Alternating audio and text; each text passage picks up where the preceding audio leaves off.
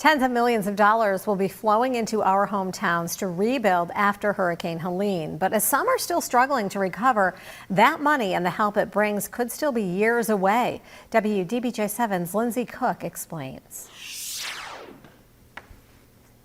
Between late September and October, the Eggleston Springs campground in Pembroke was swarmed with volunteers and people helping pick up the pieces after it was destroyed in Hurricane Helene. 7 months later, owner David Ratliff says things are looking much better. It's night and day difference. We've got a lot cleaned up, had a whole lot of help, but every day it looks a whole lot better. Although people like Ratliff are optimistic, recovery is far from over.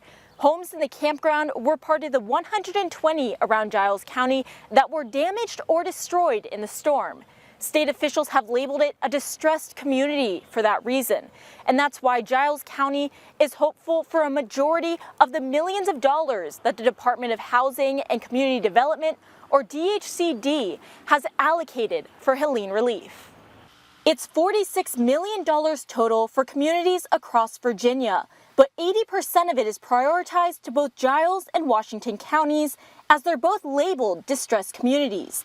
The DHCD will determine how much each county gets. County Administrator Chris McClarney says in Giles, the potential funding would be spread out between housing, infrastructure, economic revitalization, and planning, with the primary goal of helping the 120 families get back on their feet. The community has responded amazingly to the needs of these individuals, but that doesn't build houses, and this funding can help to offset some of the cost in building new homes for these folks. But McClarney says it could be 5 to 7 years until the process is complete and we see that funding. Although there are still many questions to be answered, Ratliff says it's hope. That makes me feel good. I'm not sure where it's going right yet. I haven't heard, but it's awesome that we're getting help. In Giles County, Lindsay Cook, WDBJ7.